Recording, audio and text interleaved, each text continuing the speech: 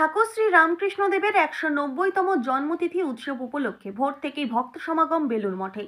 ভোর ৫:৩০টায় মূল মন্দিরে ঠাকুরের মঙ্গল আরতির মধ্য দিয়ে যে পূজার সূচনা তা সারাদিনভর নানান অনুষ্ঠানে সুসজ্জিত। সকালে উষা কীর্তন ও মূল মন্দিরের ডান দিকে অস্থায়ী মঞ্চে ভক্তগীতি, স্তবগান, বেদ পাঠ, কথামৃত পাঠ, দুপুর ৩:৫০ ধর্মসভা ও সন্ধ্যায় সন্ধ্যা আরতির মাধ্যমে আজকের এই বিশেষ দিনটি বেলুড় মঠে উদযাপিত হবে। দূর দূরান্ত থেকে হাজার হাজার ভক্ত সমাগম হতে চলেছে বেলুড় মঠে। মা শারদা সদাব্রত প্রসাদালয়ে বেলা ১১টা থেকে ২টো পর্যন্ত হাতে হাতে প্রসাদ বিতরণের ব্যবস্থা করা হয়েছে মঠ কর্তৃপক্ষের তরফ থেকে। প্রচুর মানুষের সমাগম বেলুড় মঠে, তাই প্রশাসনিক সব দিক থেকেই সতর্কতামূলক ব্যবস্থা নেওয়া হয়েছে।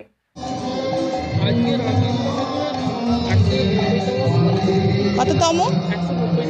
১৯০তম। হ্যাঁ, খুব ভালো লাগছে। আত্মারামের কৌটোর ব্যাপারটা এখানে এখন আছে, সেটা জেনেই আমার আজকে আসা, এবং খুবই ভালো লাগে এখানে আসতে।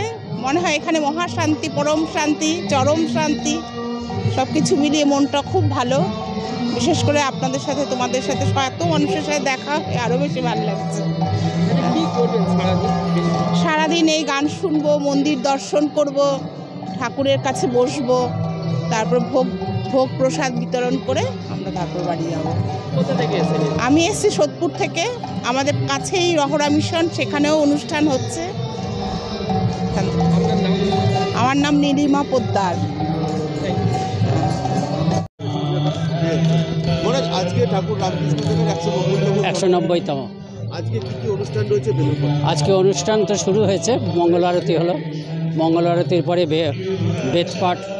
বেদপাঠ ভজন সাধু ব্রহ্মচারীরা করেছেন, এবং আজকের দিনে মঙ্গল আরতিতে ভক্তরাও আসতে পেরেছে। তারপরে যেটা হলো, শ্রীরামকৃষ্ণের আত্মারামের কৌটোর স্নান হলো একটু আগে। এখন এখানে প্রোগ্রাম হচ্ছে, পরপর ভজন থাকবে।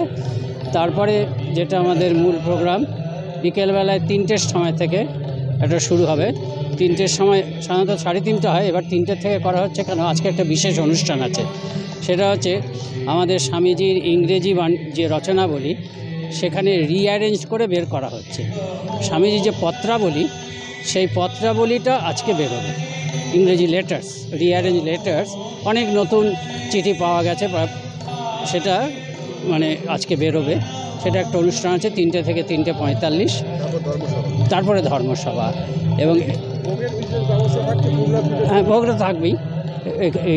১১টা, ১১:৩০ থেকে আমার মনে হয় ৫০,০০০ তো মিনিমাম। তারপরে ধীরে ধীরে সেটাকে বুঝে আবার বাড়ানো হয়, থাকবে সারাদিন। আবার রাত্রিবেলায় সেটা আমাদের জন্য রাত্রি ৯টার পরে, ঠাকুরের যেমন সন্ধ্যাবেলার পুজো টুজো হওয়ার পরে সন্ধ্যা আরতিতে হবে, তারপরে কালী পুজো হয়, এবং শেষ রাতে এই দিনটাতেই আমাদের ব্রহ্মচারীদের, যাদের ৯ বছর মিনিমাম হয়েছে, তাদের সন্ন্যাস দেওয়া হয়, সন্ন্যাস অনুষ্ঠান শেষ রাতে এই অনুষ্ঠান।